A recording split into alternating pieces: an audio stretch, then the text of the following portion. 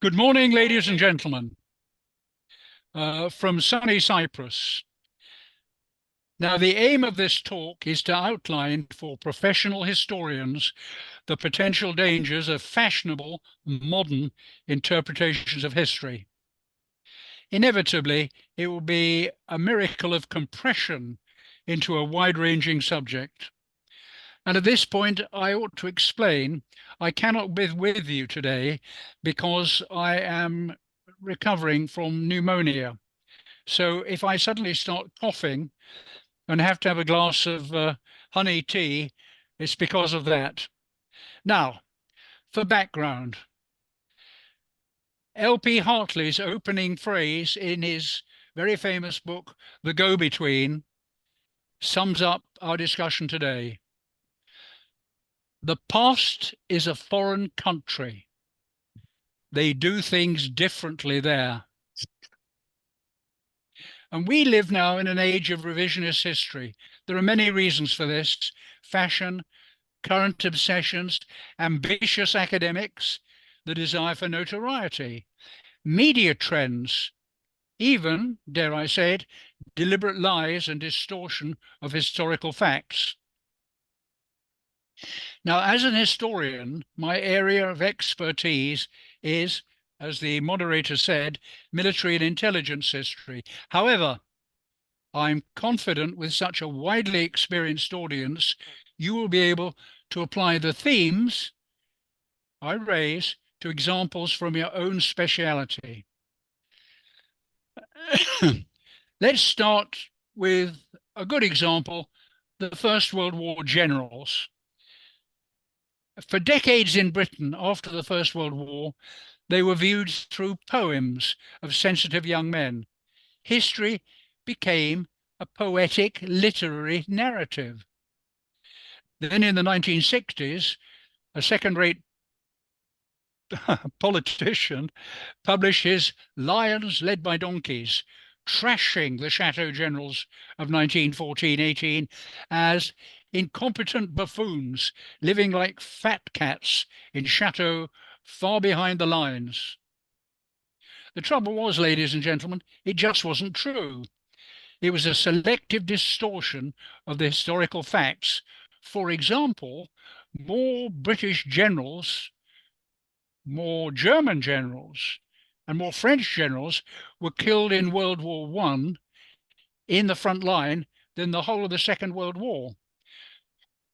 The truth is, historical fact has been distorted, was distorted by later fashionable assessments.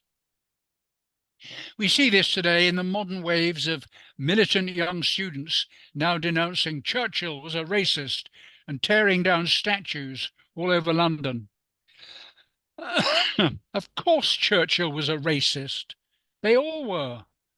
Just like de Gaulle, Jan Smuts, President William McKinley, the guy who colonized the Philippines, who genuinely believed that Filipinos were incapable of self-rule, the sainted Mahatma Gandhi, or Eugène Henry, the murderous Belgian Governor-General of the Congo. All these leaders were men of their times. All believed unquestionably in the white man's burden.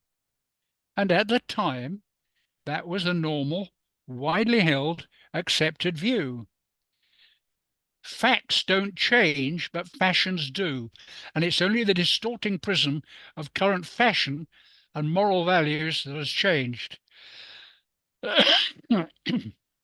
That's the point. So let's examine this evolution from historical fact to fashion, looking at three main factors. One, understanding past cultures. Two, memories and institutions. And three, history as today's fashion. Understanding past cultures is probably the hardest. For example, the ancient Egyptians lived in a culture that believed Ra was the father of all creation. He was the god of the heavens. He was actually the physical sun himself.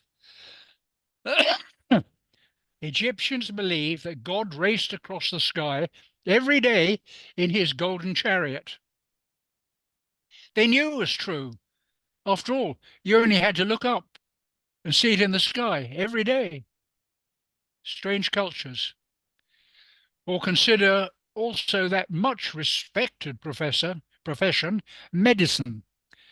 Yet doctors for centuries have been the source of incompetent practices considered normal at the time. Think of Galen and his theory of four humours, a revered medical teaching for centuries, thanks to the influence of the Roman Catholic Church.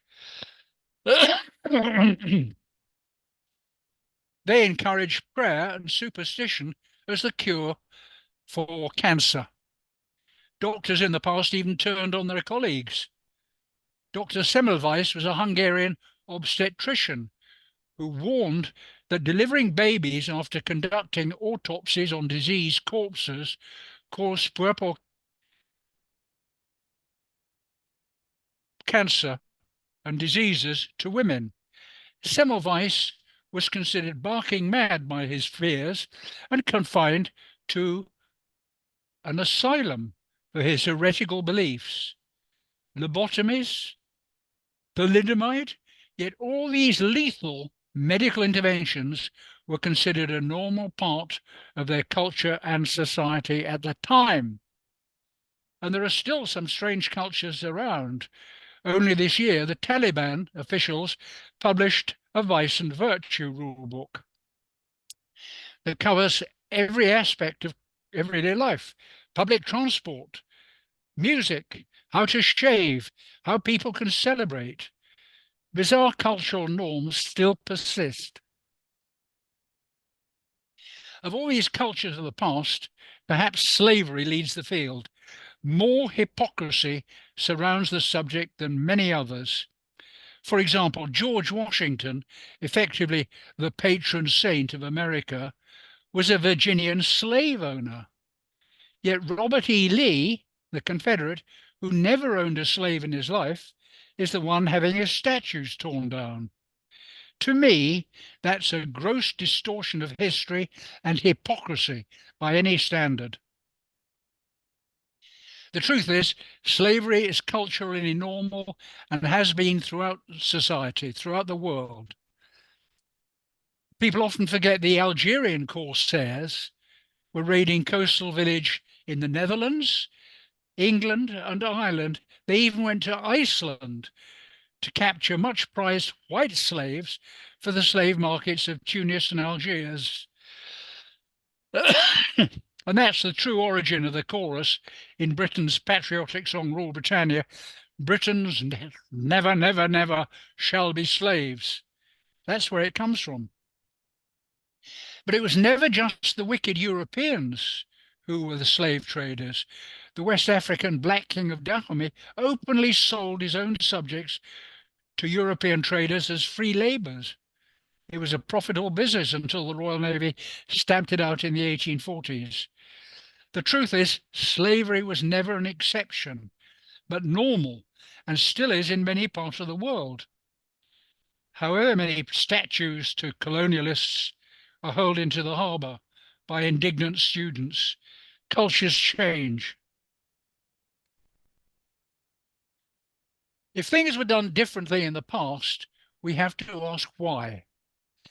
Here, memory and belief systems handed down from generation to generation are a key to understanding distant cultures. The role of memory cannot be underestimated. Collective ideas and memory of past events have been passed orally from generation to generation, even when they're false. Ask the Irish if you want to explore the enduring power of folk memory. They still talk today in Ireland of Cromwell's brutal slaughter of thousands of innocent Irishmen in Drogheda in 1649. The problem is these Irish legends and the historical record do not agree. The contemporary laws of war at the time were quite clear, even in the bloodthirsty 30 Years' War. Even Gustavus Adolphus and Wallenstein fought by understood rules based on a mutual desire to minimize unnecessary casualties. Once a breach had been blown in a town's defences, the garrison was invited to surrender. That would end all hostilities. But if surrender was refused and the garrison had to be stormed and taken by a bloody assault, then all rules were off. The defenders could be butchered to a man. Fortunately, foolishly, the 1649 garrison at Drogheda refused to surrender.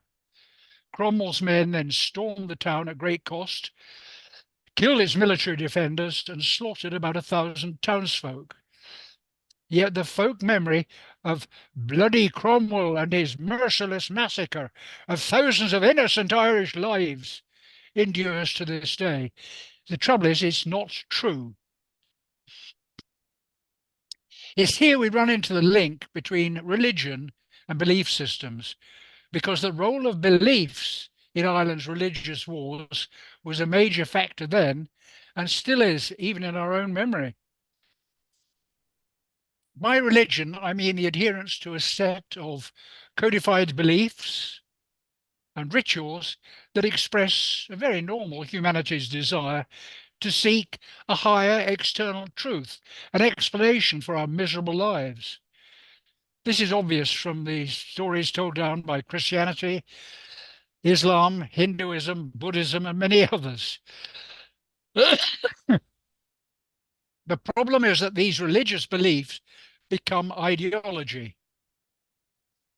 They dictate how individual societies and everyday institutions behave and what they do and how they do it.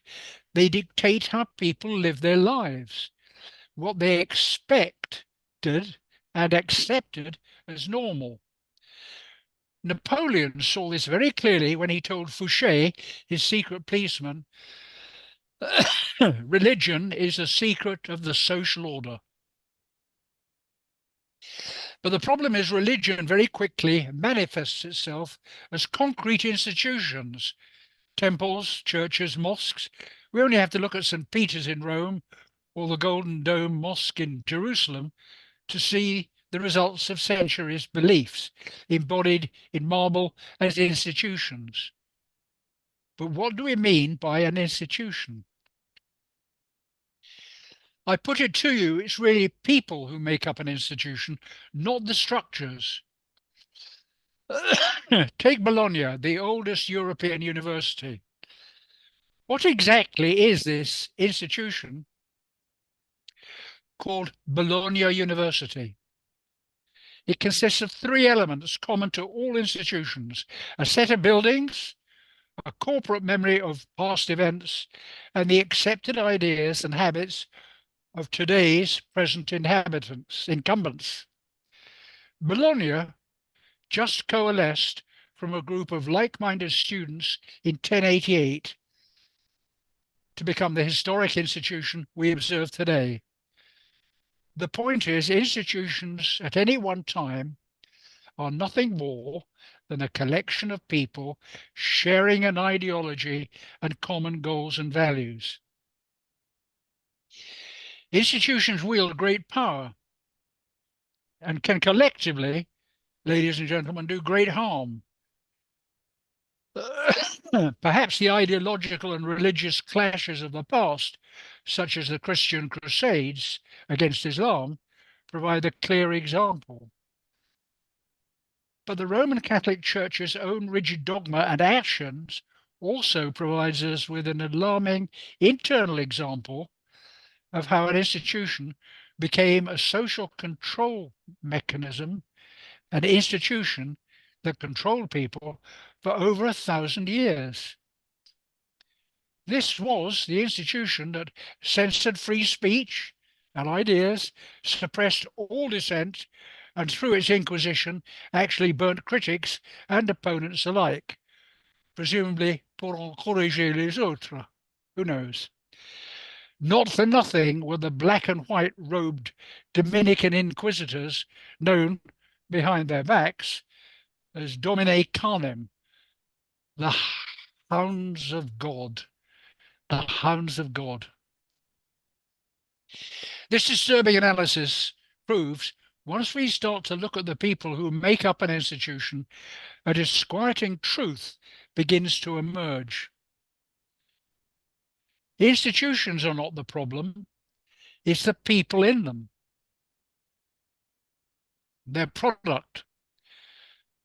The Nazis, SS, proves the case beautifully for us. The men who made up the institution from the SS were mere representatives of German culture and society of their time. And many other individuals who changed the course of history reflect this truth. We can single out key individuals, men such as Genghis Khan, the renegade priest Martin Luther, and conquistadores, Cortes and Pizarro, doing God's work as they conquered the Aztec and Inca empires on behalf of God and Spain. James Madison, the American colonial contribution, was equally world-changing. He had a crucial role in drafting the US Constitution, and it was his intervention that led to the European colonization of their new continent, westward to control all lands, interpreted by many as manifest destiny, and a new nation, America, from sea to shining sea. So we can easily see it's the influence of individuals and their ideas that really count, not some abstract institution. For example, the idea of the noble savage was a Weltanschauung widely held at the time. That's what they believed. We therefore need to look very carefully at the contemporary influences that molded the behavior, thoughts, and deed of these individuals at the time. Martin Luther, arguably the greatest European influencer of all time, was really only the embittered product of a corrupt and overpowerful institution that had dominated Europe for 1500 years. Marx reflects this too. He reported on what he observed in the explosion of unfettered capitalism among the smoking mills and teeming slums of England in the 1840s Industrial Revolution. And Lenin devoted his life to overthrowing the institution of pre-revolution Russia and freeing the Russian masses from the stranglehold of the Tsar's autocracy. Much good it did them. And Hitler, in his turn, was moulded by the institutions of his time and culture. Pre-war Vienna was controlled by a virulently anti-Semitic mayor. Hitler saw him as a role model for his own anti-Semitic prejudice, aggravated by his personal experience of failure as an artist, resentment of rich Jews in pre-war Bavaria, and the bitter pill of the defeat of Imperial Germany after the First World War. These ideas were commonplace at the time, inspired by 19th century German nationalist philosophers, people like Nietzsche and Kant. With many of his contemporaries, Hitler genuinely believed in an Aryan master race. Both Hitler, a master propagandist, and Stalin, the lethal bureaucrat, were molded by the culture in which they grew up. And we, as dispassionate historians, should judge them as such. The question then is, why do we not view these world-disrupting individuals as products of their time as culture, not as deranged monsters and aberrations, but as products of the contemporary cultures and institutions that molded them? After all, Greek philosophy teaches us man and woman, man is the measure of all things.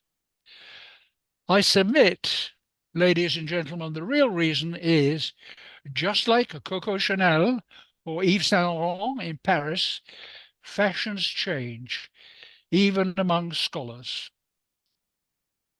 I think it's important here to clarify what we mean by revisionist history as fashion. There are two clear types: corrected history, and second, history as a reflection of cultural and social fashion. Now, corrected history is quite simple. It's really just the discovery of new facts and evidence. Corelli Barnett's groundbreaking 1960 book, The Desert Generals, is a good example. After 1945, Bernard Montgomery's brilliant generalship at El Alamein and his status as a great commander was the accepted narrative. But then Barnett gained access to the diaries of Brigadier Dorman Smith, a name of which you've never heard. He was the brilliant but unpopular chief of staff to Montgomery's predecessor, General Auchinleck. What Barnett discovered was devastating. The diaries revealed the plan had been devised by Auchinleck and Dorman Smith well before Alamein. Montgomery just inherited other people's plans and put them into effect. Now, as Barnett's book contained virulent criticism of Montgomery, it raised a storm. And there's no doubt that the author, as a fellow of Churchill College, Cambridge, displayed remarkable courage, moral courage, persistence, and intellectual honesty in putting his head above the parapet of existing academic orthodoxy. This corrected version, based on hard facts, is the very best sort of revised history, corrected history. But it's the second time history as fashion that worries us. Historical revision is a common, necessary, uncontroversial process which corrects the historical record. But here we run into two major obstacles: the academic orthodoxy of the day, just like the doctors, and the role of the media. Now, academics are an unusual breed. They inhabit ivory towers and are paid to think. Nice work if you can get it. But as human beings, they are as prone to human foibles as the rest of us. Above all, academics are ambitious. Publish or perish is a real problem for any established academic. Any challenge to their established ideas is seen as a threat and must be resisted. That's human nature. Professor MRD's amused aperçu to me, observing two eminent Oxford professors arguing bitterly that the correct collective noun for academics was a malice of dons, a malice. This emphasizes the savage competition among ambitious academics.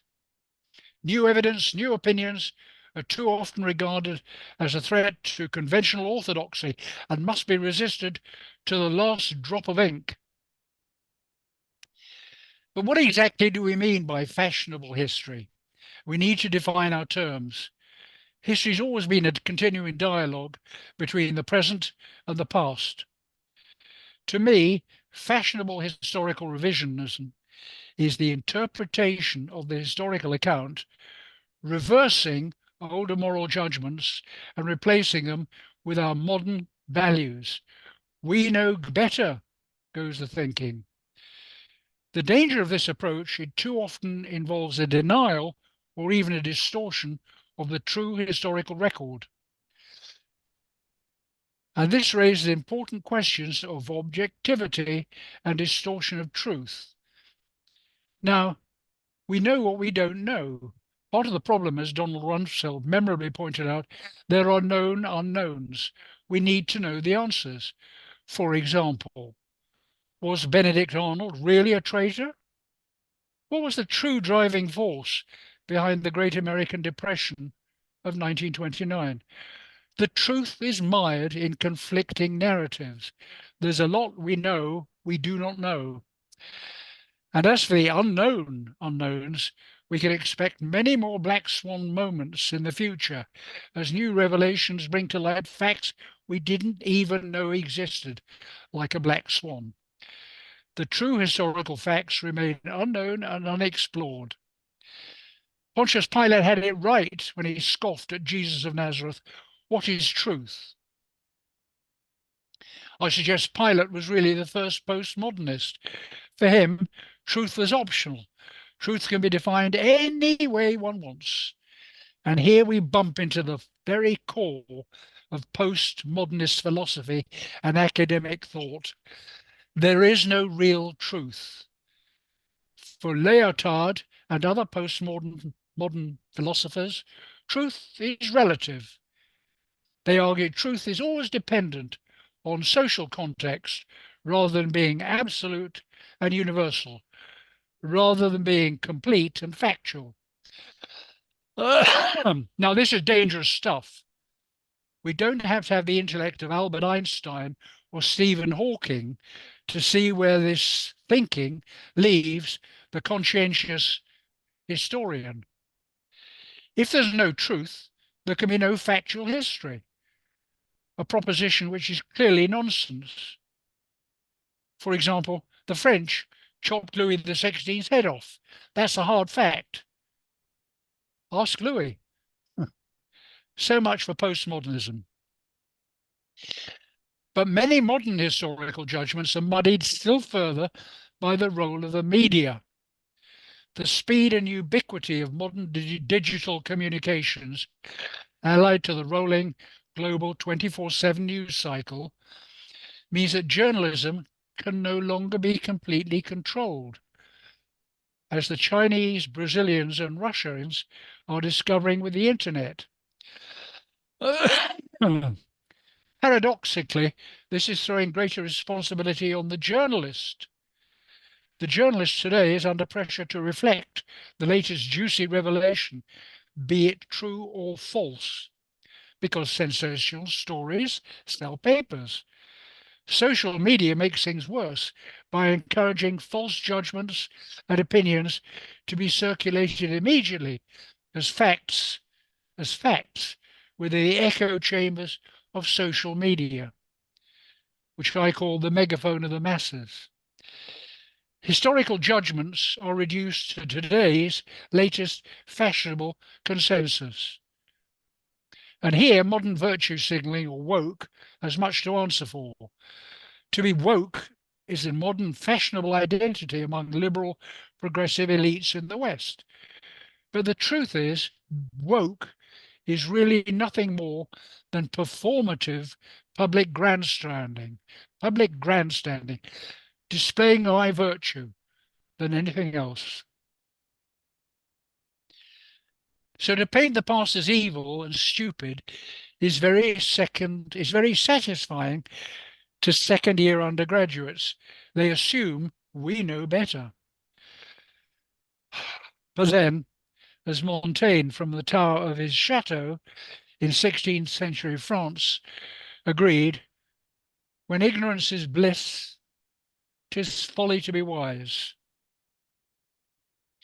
So looking back over this strange cocktail of false philosophy, misunderstanding the realities of the past, changing cultures and controlling institutions, we can only conclude that the never-ending argument that is history will continue and remain vulnerable to the whims and passing fancies of the day. What we can also conclude is history is being distorted for a number of reasons, not least the hypocrisy of selective morality. And I put it to you that selective morality is no morality at all. It distorts and falsifies our understanding of history and the past, and the men and women who lived in that foreign country. When I see a bunch of rowdy or American or European students in Mongolia uh, demonstrating in Ulaanbaatar, railing against the atrocities of the Mongol horde under Genghis Khan, which slaughtered millions across Asia and the Middle East, I believe their sincerity. Up until then, just like our Russian and Arab historian colleagues, I will continue to remember the great bloodthirsty Khan and his mountains of skulls as a savage tyrant he undoubtedly was. The conspicuous, silent, and absent protesters are really just being very selective and hypocritical. Selective morality is no morality at all. It's just a, a fad, a fashion statement. Now, we've covered a lot of ground in this brief tour d'horizon. My conclusion is simple. Why is it when we visit the foreign terrain of the past, we with increasing frequency insist on imposing our modern scale of values and observe events of long ago through the distorting lens of our modern ideas of what's right and wrong? Even looking back only a century over the generation before 1914, it's impossible for us to understand their often alien world. Do we really know better than the people of the time? This is where we as historians have a serious responsibility, ladies and gentlemen. Professor Sir Michael Howard, Fellow of All Souls College, Oxford, the doyen of Anglo historians, summed it up magisterially for us at a 1997 seminar on the First World War executions. He said, "As responsible historians, we cannot judge the actions of the past by the standards of today. We cannot judge the actions of the past by the standards of the day." Sir Michael was right. Never forget our role as responsible professional historians is to record the past, not criticize it. Thank you for your attention.